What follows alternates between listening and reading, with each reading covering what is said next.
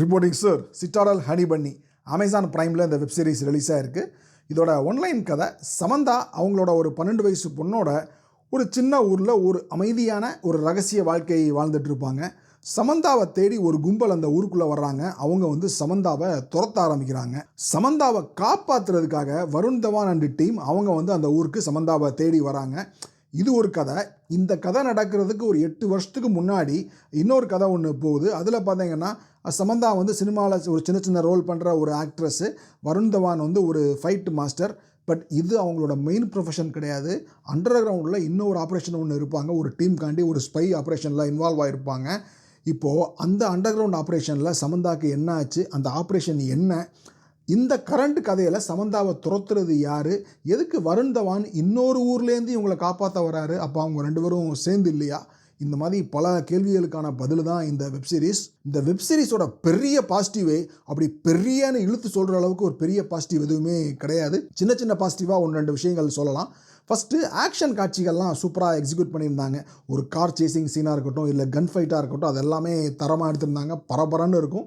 நிறைய செலவு பண்ணியிருந்தாங்க. சினிமாட்டோகிராஃபி எல்லாமே அந்த ஆக்ஷன் காட்சிகள் உண்மையிலே ஒருத்தன்னு சொல்லலாம். 2வது, சமந்தாவை அந்த மாதிரி ஒரு ரக்கடான ரோலில் பார்க்குறதுக்கே சூப்பராக இருந்துச்சு. அவங்க அந்த ஆக்ஷன் ரோல்லாம் எக்ஸலண்ட்டாக எக்ஸிக்யூட் பண்ணியிருந்தாங்க. இந்த வெப்சீரிஸோட பெரிய ஸ்ட்ரென்த்தே சமந்தா தான். அடுத்து சமந்தாவுக்கு பொண்ணாக ஒருத்தங்க வருவாங்க. அந்த குட்டி பொண்ணும் சூப்பராக பண்ணியிருந்தாங்க. அந்த கேரக்டர் ஒரு மெச்சூர்டான பொண்ணாக எழுதியிருப்பாங்க. அந்த ரைட்டிங்கும் நல்லா இருந்துச்சு. அந்த குட்டி பொண்ணுடைய பெர்ஃபார்மன்ஸும் நல்லா இருந்துச்சு. 3வது, இது ஒரு நான் லீனியர் ஸ்க்ரீன் பிளே.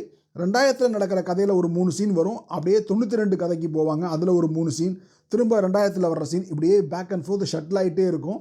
இந்த நான் லீனியர் ஸ்க்ரீன் பிளேங்கிறது நம்ம இது வரைக்கும் பார்க்காத விஷயம்லாம் கிடையாது. ஆனால் இந்த கதைக்கு ஒரு நான் லீனியர் ஸ்க்ரீன் பிளேவாக இல்லாமல் ரொம்ப ரெகுலர் ஃபார்மேட்டில் இருந்துச்சுன்னா, ரெகுலர் ஃபார்மேட்னா கரண்ட் நடக்கிற கதை ஃபுல்லாக காமிச்சிட்டு இடையில ஒரு இடத்துல நிப்பாட்டி அந்த ஃபுல் ஃப்ளாஷ்பேக்கையும் ஒரு ஸ்ட்ரெச்சில் காமிச்சிருந்தாங்கன்னா ரொம்ப சுமாராக இருந்திருக்கும். அதனால் இந்த கதைக்கு இந்த நான் லீனியர் ஸ்க்ரீன் பிளேங்கிறது கொஞ்சம் இன்ட்ரெஸ்டிங்காக இருந்துச்சுன்னு வேணால் சொல்லலாம். நெகட்டிவ்னு சொல்கிறதுனா, ஃபஸ்ட்டு எந்த காட்சியுமே ஃப்ரெஷ்ஷாக இது வரைக்கும் நம்ம பார்க்காத காட்சிகள்னு எதுவுமே இருக்காது. பல படங்கள் ஞாபகத்துக்கு வரும். 2வது, இந்த படத்தை எடுத்த ராஜ் அண்ட் டிகே அவர் தான் ஃபேமிலி மேனும் எடுத்திருந்தாங்க. ஃபேமிலி மேனில் பார்த்தீங்கன்னா அந்த போலீஸ் சீனு, ஆக்ஷனு அது எவ்வளோ நல்லாயிருக்கோ அதே மாதிரி அந்த ஃபேமிலி சம்மந்தப்பட்ட காட்சிகள்லேயும் ஒரு டெப்த் இருக்கும், இன்ட்ரெஸ்டிங்காக எழுதியிருப்பாங்க. ஆனால் இதில் ரொமான்ஸாக இருக்கட்டும், இல்லை இந்த ஃபேமிலி சீக்வன்ஸாக இருக்கட்டும், அது எதுவுமே எடுபடாது, ட்ரையாக தான் இருக்கும். அதுவும் சமந்தாக்கு அவங்க அப்பா அண்ணன்லாம் இன்னொரு ஊரில் இருப்பாங்க. அந்த போர்ஷன்லாம் பயங்கர போரிங்காக இருக்கும். அது எதுவுமே செட் ஆகலை. சிம்ரன் ஒரு பெரிய கும்பலுக்கு தலைவியாக காட்டுவாங்க. அந்த ரோலும் வீக்காக எழுதியிருந்தாங்க.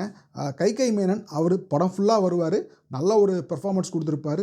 இருந்தாலும் அந்த கேரக்டர் ஒரு பஞ்சோ ஒரு அழுத்தமோ ஏற்படுத்தாமல் சுமாரான ஒரு ரைட்டிங்காக தான் தோணுச்சு. இந்த கதை நடக்கும்போது கரண்ட்டு கதையில் அடுத்து என்ன ஆகும் அப்படின்னு நமக்கு ஒரு சின்ன பதட்டம் இருக்கும். பழைய கதையிலையும் என்ன ஆயிருக்கும் அப்படின்னு நமக்கு தோணும். மோஸ்ட்லி ப்ரெடிக்டபுளாக தான் இருக்கும். இருந்தாலும் ஒரு சின்ன என்ன நடந்திருக்குங்கிற ஒரு சின்ன இது நமக்கு இருக்கும். ஆனால் எல்லாம் நடந்து முடிஞ்சதுக்கப்புறம் இவ்வளோ தான் நடந்துச்சா, இதுக்கு எதுக்கு 5-6 எபிசோடு, அதுவும் ஒவ்வொரு எபிசோடு 50 நிமிஷம் அப்படிங்கிற ஒரு ஃபீல் தான் வந்துச்சு. மொத்தத்தில் ரன் டைம் இவ்வளோ டைம் தேவையே இல்லை இந்த கதைக்கு. ஸோ ஓவராலாக சமந்தாக்காக வேணால் ஒர்க்கை பார்க்கலாம், மற்றபடிக்கு ஜஸ்ட்டு ஓகே தான். பாய்.